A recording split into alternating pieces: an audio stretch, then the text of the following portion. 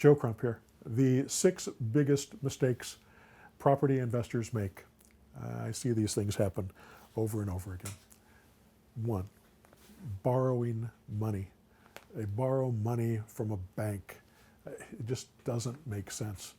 Look at the interest. Look how much it costs. Look what it takes to make that happen. Stop borrowing money.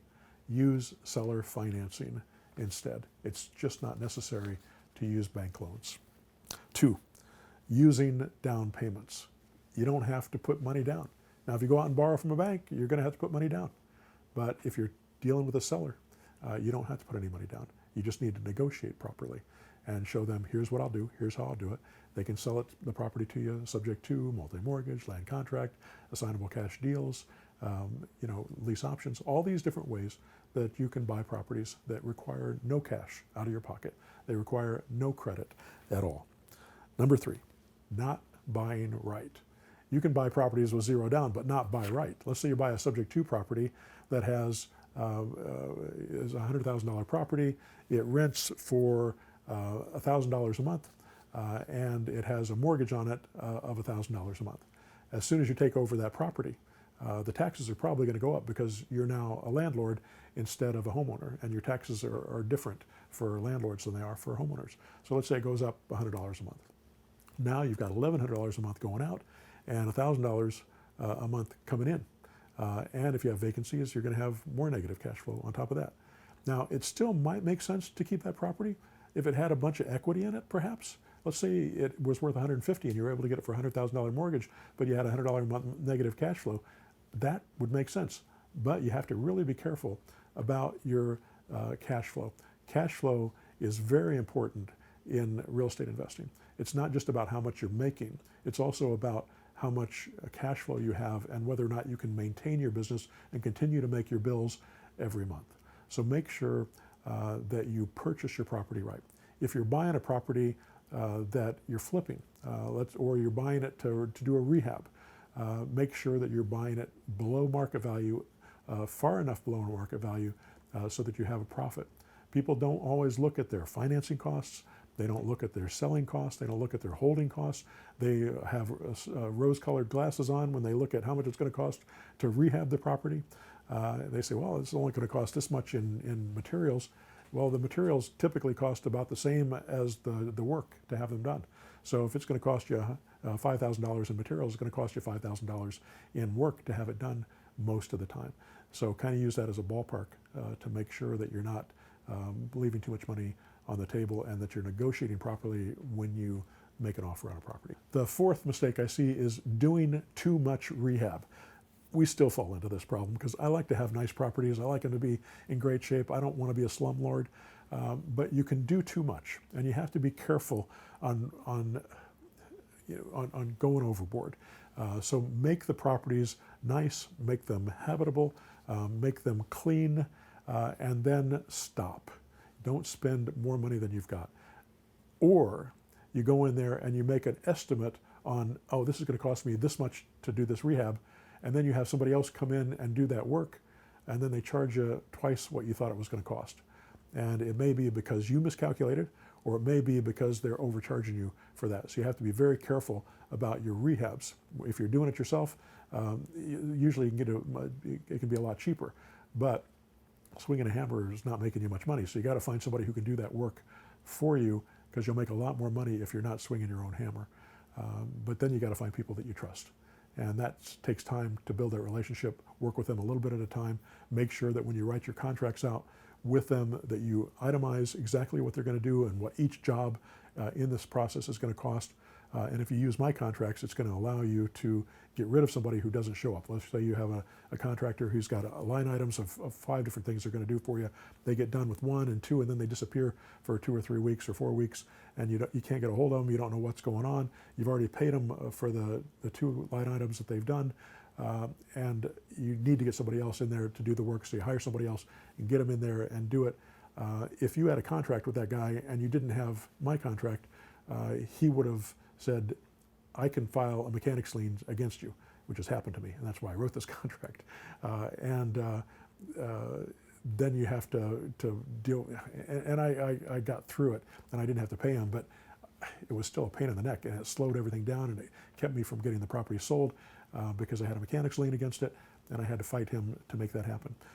But I got somebody else in there, and now I have a new contract that if they don't do the work, I can pay them for the line items that they've done, and I can get rid of them and not have a mechanics lien filed against me after that. So make sure that you set up your deals with these people properly. So that's a big mistake if you're not careful that you can avoid.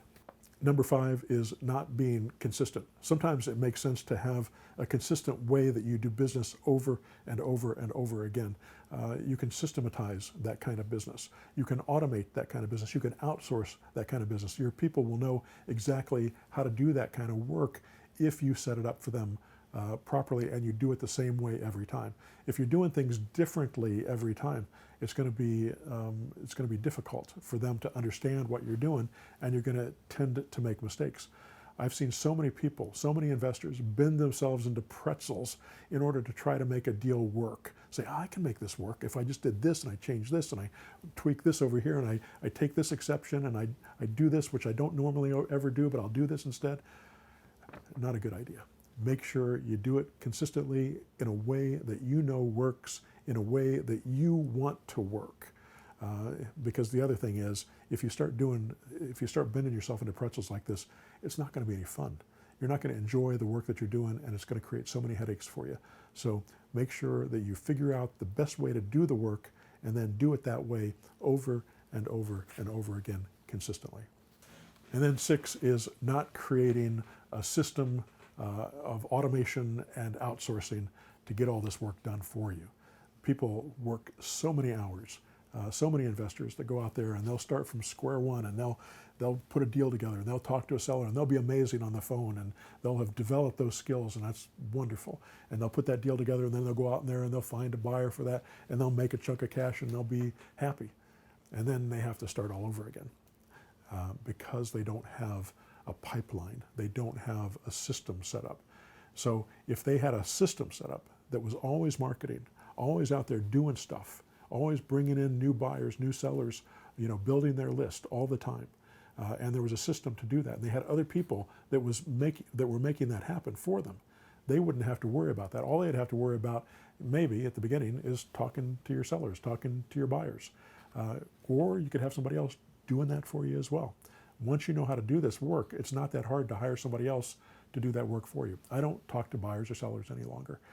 I don't do anything but look at the deals and say, yeah, that makes sense. No, let's not do that.